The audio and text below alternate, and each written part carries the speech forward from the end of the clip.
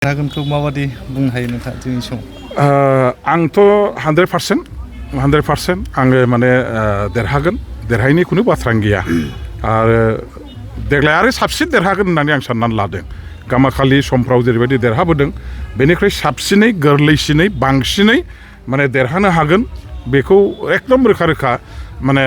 फैसालियाव सिनेमानि सावगारिखौ जों रोखा रोखा जेरैहाय नायनानै बुजिनो हायो। जों दा एखेबारे जोंनि आइ आफा रायजो राजानि महर मोखांखौ नायनानै जोंनि समस्तिनि गासैबो माने रायजोफोरनि सापर्ट बेखौ नुनानै बाहागो लानायखौ नुनानै जों रोखायै बुंनो हाबाय जे दतमा समस्तियाव आं एबार बिराद गोरलैसिनै साबसिनै देरहानो हागोना रोखा। बेवहाय गुबुन दलफ्रा खाथियावनो सफैनाय नङा। क्लब रायजो राजाफोरखौ लानानै नोंथाङा नोंथांनि नमिनेसन लाइखौ दिनै गथायबाय, माबादि मोनदों गोसोआव? खालि आंल' नङा, गासै जोंनि बिपिएफ हान्जाजों थिसनजानाय क'क्राझार जिल्लानि सिङाव थानाय मोनबा एमएलए समस्ति 1 नम्बर गसाइगाव, 2 नम्बर दतमा, 3 नम्बर क'क्राझार, 4 नम्बर बावखुंग्रि आरो 5 नम्बर माने मा होनो जोंहा पर्बजरा एमएलए समस्तिनि जोंनि साबा जायफोर बिजाथिफोर दिनै जों ज' खनसेयैनो बेवहाय जोंनि नमिनेसन पेपारखौ गथायदों आरो बे नमिनेसन पेपारखौ गथायनायनि बाथ्राखौ खोनानाय लोगो लोगो मोनफ्रोमबो समस्तिनि भटार रायजो राजाफ्रा बिपिएफखौ जिहेतु मोजां मोनो, आंगोयै गोसो गोरबोजों बिथांमोनहा बजबनानै लायो आरो बिपिएफखौनो बिसोरो थै-थां मदद होनानै ओइबारबो देरहाहोनायनि थाखाय जिहेतु साफ्रोमबो थांखि लादों। बे हिसाबै दिनै बिथांमोनहा जोङो बिथांमोनखौ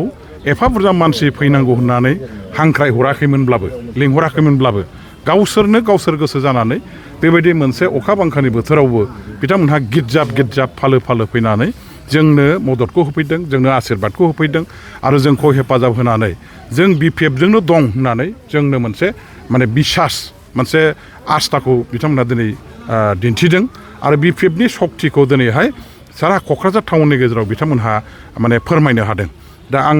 बिथांमोनखौ दिनै बे जोंनि नमिनेसन पेपार गथायनायाव बे एफा हाजार मानसिफ्रा फैनानै जे खस्थ' लानानै एफा गोलाव हान्थिनानै जे नमिनेसन पेपार गथायनायाव मदद खालामबाय, बे गासैबो जोंनि पार्टिनि माने सेन्ट्रेल कमिटि, जिल्ला कमिटि, ब्लक, प्राइमारि कमिटि आरो बेजों लोगोसे जेसेबां नेता रायजो राजा आइ आफा कर्मिफोर दङ, सापर्टारफोर दं, आं गोरबो गोसो सिंनिफ्राय बिथांमोनखौ हाजासे खुलुमनाय आरो साबायखर आरो गोजोननायखौ फोरमायहरबाय। लोगोसे दिनैनि बे नमिनेसन पेपार गथायनायनि गेजेरजों जों बेखौ रोखायै फोरमायनो हायो जे फैगौ 9 थारिख एप्रिलाव जानो गोनां बिसायख'थियाव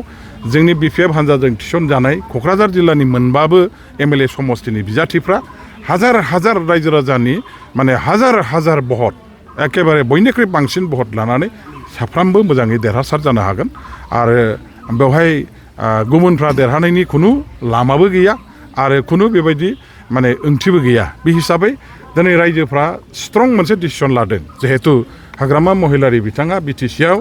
दा गोख्रों मोनसे सरकार सालायनानै दङ आरो बिटिसिनि आइ आफा रायजो राजाफ्रा डेभेलपमेन्टखौ बयबो हास्थायो। बिटिसिनि आइ आफा रायजो राजाफ्रा गावबागाव ओनसोलनि गावबागाव गामिनि गावनि बेक्तिगतनि माखासे आंखालफोरखौ फोलोमनो थाखाय सुफुंनो थाखाय सरकारनि मदद नागिरो। दा बे हिसाबै बिटिसिआव हाग्रामा महिलारिया दिनैहाय माने सासन खुंनायनि उनाव जों बयबो मिथिगौ जे बिथाङा एइबार जोबनो गैयै खामानि मावगोन। थांनाय 15 बोसोराव सिफ जानानै बिथाङा जेरैबायदि मावबोदोंमोन बेनिख्रुइ 3 गुन बारा स्पिडजों आरो 3 गुन बारा बांसिन खामानि दामानि रायजोफोरनो बिथाङा मावनानै होगोन आरो बे बाथ्राखौ रायजोफ्रा हाग्रामा महिलारि बिथांनि सायाव गोख्रों फोथायनाय दं। हाग्रामा महिलारि बिथाङा जेखौ खुगाजों बुङो बेखौ आखाइजों मावफुंनानै रायजोफोरनो दिन्थिग्रा सासे गोख्रों गोसोनि आरो गोख्रों सासे मावथि नेता। बे हिसाबै बेबायदि नेताखौ दिनै जोंनि बिटिसिबासि रायजो राजाफ्रा जाथि जनगोष्ठीनि आइ आफाफ्रा बयबो लुबैयो आरो बेखायनो बिथांनि दैदेननाय बे हान्जानि बादै एइबार बिटिसिआव खुनु गुबुन मोनसे हान्जाफोरखौ रायजो राजाफ्रा रावबो नायसना, रावबो बजबा आरो बिथांमोननो भट होनायनि बाथ्राबो फैया। बेखायनो दा दिनैनि जे नमिनेसन होनाय जोबथा सानाव जों जे होबाय बे गासैबो नमिनेसन होग्रा जोंनि केन्डिडेटफ्रा गोबां बयनिख्रुइ बांसिन भट मोननानै माने देरहासार जागोन आरो जोंनो बे ओनसोलनि मोनसे बयनिख्रुइबो शक्तिशालिसिन राजनितिक दल रायजोफोरनि माने जनमत मोननाय दल होननानै एबारनि बिसायख'थिजों जोङो फोरमान देखायनो हागोन।